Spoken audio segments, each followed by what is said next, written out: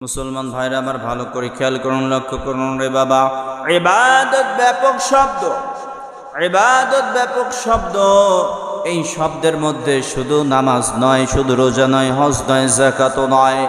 ইবাদত আপনি একজন মুসলমান হয়ে আর একজনের কে গালি দিবেন, সেটাও যদি আল্লাহ তাআলার সন্তুষ্টি হয়, সেটাও আপনার ইবাদত বলে গণ্য হয়ে যাবে।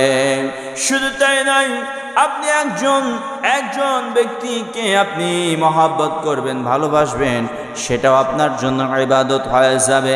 আল্লাহ রাসূল সাল্লাল্লাহু আলাইহি ওয়াসাল্লাম হাদিসের মধ্যে বলেছেন, ওয়া রাজুলান তাহাব্বা ফিল্লাহি ইসতামা আলাইহি ওয়া তাফাররাকা আলাইহি। দুইজন ব্যক্তি যদি একজন আর একজনের সঙ্গে আল্লাহর জন্য একত্রিত হয়, আবার আল্লাহর জন্যই যদি পৃথক হয়, এটা হবে তাদের জন্য ইবাদত। শুধু তাই নয়, মুসলমান একজনের সঙ্গে সম্পর্ক করবেন, আল্লাহর জন্য সম্পর্ক ত্যাগ করবেন, ছিন্ন করবেন, এটাও হবে আল্লাহর জন্য। যদি এমন কিছু হয়, তাহলে আপনার ইবাদত বলে গণ্য হয়ে যাবে রে মুসলমান। শুধু তাই নয়, আপনি একজনের সঙ্গে জিহাদ করবেন হকের পথে থেকে বাতিলের বিরুদ্ধে, এটাও হবে আপনার জন্য ইবাদত। ইবাদত ব্যাপক শব্দ। এই শব্দের মধ্যে যদি আল্লাহর হুকুম আর নবীর তরিকা থাকে, তাহলে সেটাই আল্লাহর জন্য ইবাদত, আপনার জন্য ইবাদত হয়ে যাবে। আবার আল্লাহ কুরআনুল কারীমের মধ্যে বলেন, কুলু ওয়াশরাবু ওয়া লা তুসরিফু। আল্লাহু আকবার। তোমরা খাও এবং পান করো, কিন্তু বিনষ্ট করো না, নষ্ট করো না। এই যে খাওয়া একটা ইবাদত। আমি যদি খাবার খাই আর চিন্তা করি, আল্লাহ এই যে খানা আমি খেলাম, তুমি তৌফিক দিয়েছ, এই খানা খেয়ে যত শরীরে শক্তি হবে, সব কিছু আমি তোমার ইবাদত করব। শুধু তাই নয় মুসলমান, খানা খাবো আল্লাহর জন্য, খানার শক্তি দিয়ে আমি বাংলার জমিন ইসলাম কায়েম করব। আমি আল্লাহ তাআলার এই শক্তি দিয়ে না ইবাদত করব। এই নিয়তে আপনাকে আমাকে খানা খেতে হবে। প্রত্যেকটা কাজ আল্লাহর সন্তুষ্টির জন্য করতে হবে। আর নবীর তরিকায় যদি আমরা করি, তাহলে সেটাই হয়ে যাবে ইবাদত। এ মুসলমান, আল্লাহর গোলাম, ভালো করে লক্ষ্য করুন, খেয়াল করুন রে বাবা।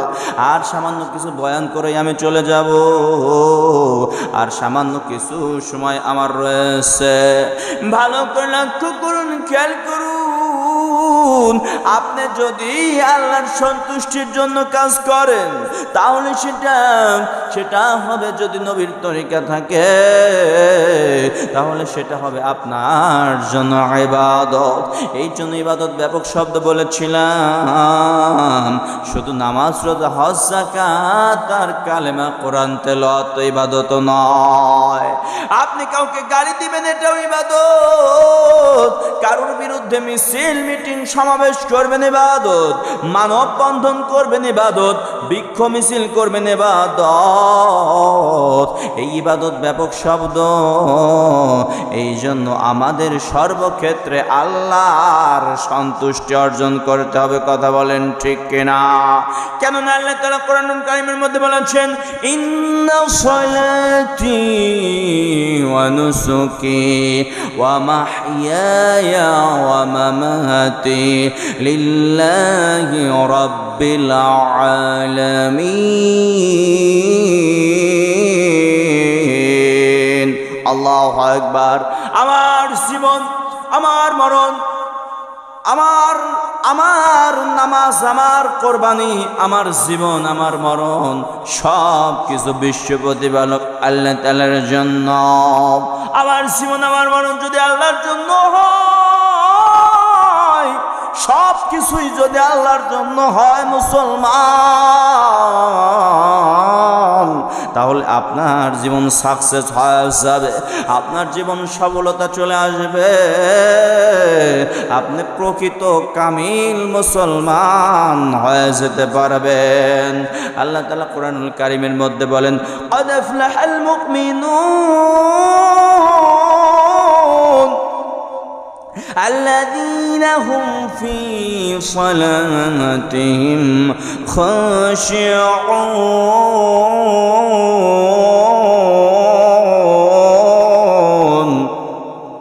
মুমিনগণ সফল কাম হয়েছে যারা নামাজের মধ্যে খুশু অবলম্বন করে, ধীর স্থিরতা অবলম্বন করে, এরা হচ্ছে প্রকৃত মুমিন। মুমিনদের বৈশিষ্ট্য এই সূরা মুমিনের মধ্যে বলেছেন। মূল কথা আমি যে কথা বলতেছিলাম, মুসলমানের জিন্দিগি 24 ঘন্টা বন্দেগি, এই জন্য 24 ঘন্টা বন্দেগি করতে হবে কার? আল্লাহ তাআলার বন্দেগি করতে হবে একমাত্র আল্লাহ তাআলাকে সন্তুষ্টি করার জন্য, আল্লাহ তাআলার ইবাদত করতে হবে। যদি মুসলমান আমরা করতে পারি তাহলে আমরা সফল কাম হয়ে যাব। এ মুসলমান আল্লাহর গোলাম, আমার আল্লাহ তাআলা বললেন, আল্লাযী খালাকাল মাউতা ওয়াল হায়াতা লিয়াবলুয়াকুম আইয়ুকুম আহসানু আমালা। আল্লাহু আকবার। আল্লাহ তাআলা বললেন, আমি জীবন মৃত্যু আর জীবনকে আমি সৃষ্টি করেছি আহসানু আমালা, সৎ আমলের জন্য। বাবা, এই সৎ আমল যদি আমরা করি, আল্লাহ তাআলা আমাদের জন্য কল্যাণ রেখেছেন, জীবনটা দান করেছেন আল্লাহ তাআলা আহসানু আমালা, সৎ আমলের জন্য। এই সৎ আমল আমাদের করতে হবে। শুধু সৎ আমল নয়, সৎ আমল করতে হবে আল্লাহকে সন্তুষ্টির জন্য। কথা বলেন ঠিক কিনা? আল্লাহ পাক সকলকেই আল্লাহ তাআলার সন্তুষ্টির জন্য আমল